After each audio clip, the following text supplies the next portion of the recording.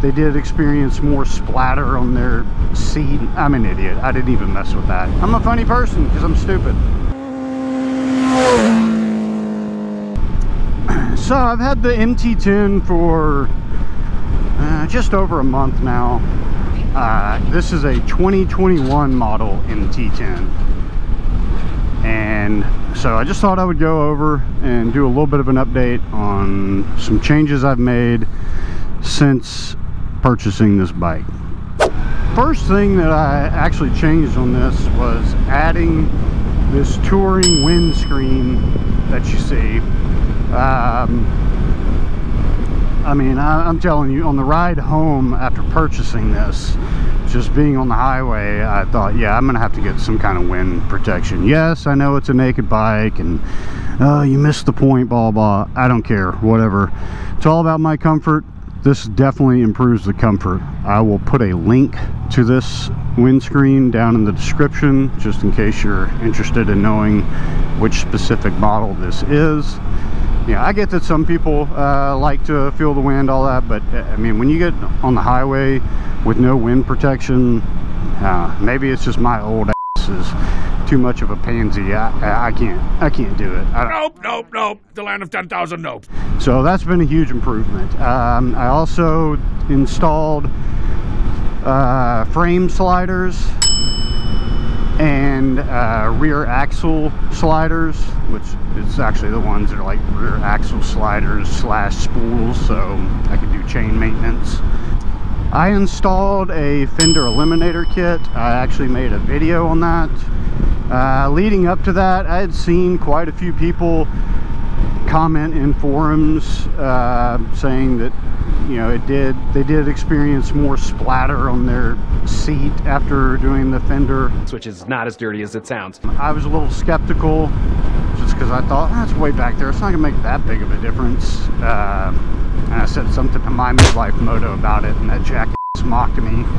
But anyway, I can tell you from my own experience that yes, after removing the fender, I am experiencing more splatter on the rear, on the pillion seat. That's disgusting. I mean, I don't care. It's not enough for me to say, oh, I wish I'd have kept the fender. I personally like the look a lot better, so I'm fine with it. You know, I'm okay with having some of that splatter, even though I don't love it. In addition to the fender eliminator kit, I added an integrated taillight. I love the way it looks. You know, I think the aesthetics are way nicer than the stock turn signals, but to be completely honest, that was not my motivation in changing it. I was content with keeping the stock rear turn signals. However, once I did the fender eliminator kit, within a day or two, it became apparent to me that if I was going to use my existing side bags, those turn signals would interfere. So I realized, yeah, I've got to get rid of these turn signals. So I did the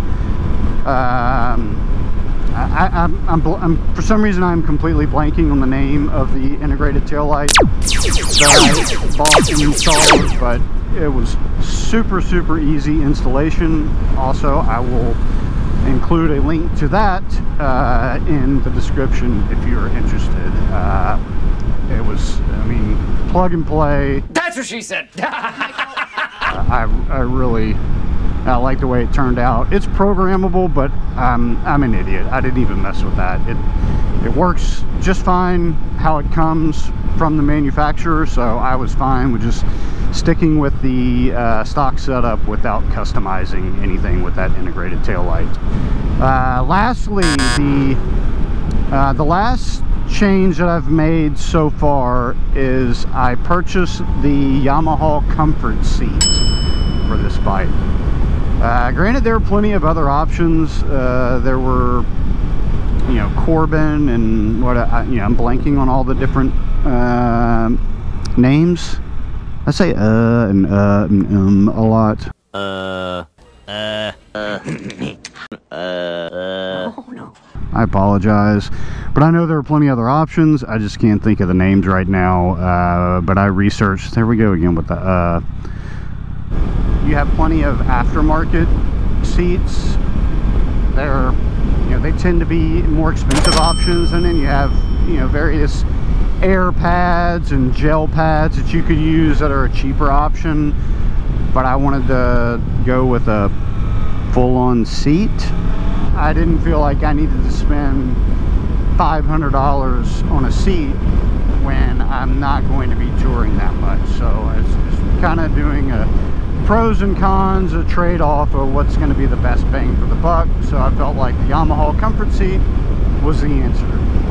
Oh, and I also forgot, of course, I did install my tank ring so I could use my tank bag, which I used on my previous bike. Tank bag, it's like a must. I love having a tank bag. It's so great. And I'm personally a big fan of the tank ring system. I have a Givy, however you pronounce it. So that's all the installations I've done to this point.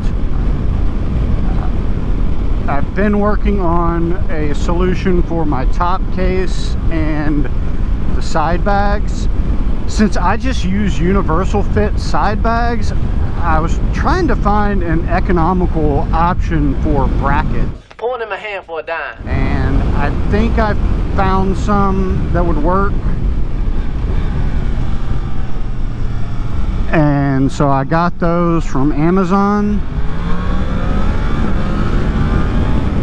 And they're actually going to work all right. They don't look great. I had to do a little polishing and grinding to get it how it needs to be, but it'll work and saves me a ton of money compared to buying, you know, one of the big name brand brackets that I don't need because I'm not using, you know, hard cases that are specific to those mounts, or even the side case brackets, you know, Yamaha brand. They're pricey. I forget what it is. I think I saw them, I think the cheapest I saw them was $225, and you know, the Amazon option I found was way cheaper. If it works like I think, then I'll share, you know, specifics on that with y'all later. I ordered the bracket for my Givy, Easy for you to say. top case, and that fits. However, I then realized at that point that the mounting plate that I use on my BMW for this top case will not match up with the bracket for this bike. Of course it doesn't. So I had to do quite a bit of research to figure out which mounting plate I needed for that. I did that. That was still rather ambiguous. To be honest, that was pretty irritating that I couldn't find clear information from the manufacturer about what would work and what wouldn't. But I eventually found what I think is going to work. I should... I received that yesterday. I'll know definitively tomorrow after I try to install it. So hopefully that works out and I don't have to do a return. Of course, I didn't want to go out and buy a bunch of bike specific stuff. As some of you know, I still have, you know, I have the stuff that I used on my previous bike that I'm trying to use on this. I don't want to spend money just for the sake of spending money. Would some of the other stuff look nice? Sure it would. I'm sure some of the bike specific stuff would look a lot better than what I'll be using on this, but it's just not worth it to me. It's not like this is a touring bike. I don't need to ball it out as a touring bike when that's not what it is. I just need it to be functional when I want to tour on it. As functional as it can be. I mean, using an MT10 as a touring bike is quite comical, but, you know, I'm a funny person because I'm stupid. But that's about all the updates. So I hope y'all enjoyed it. Hope everybody's doing well. Clear? Clear.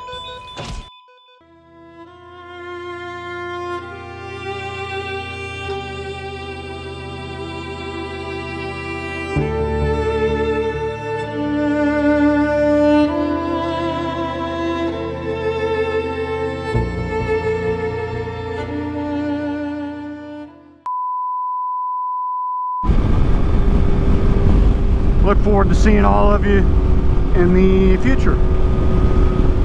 Look at that guy. It's got what's that, a ZX14R. That's cool. See if I can play with this dude a bit. But yeah. Anyway, thanks so much for tuning in.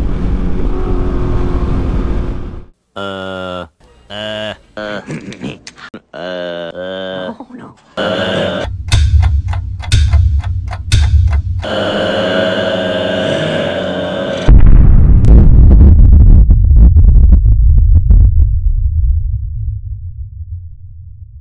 We're going to go down there and have a donkey barbecue, and I'm going to furnish the ass.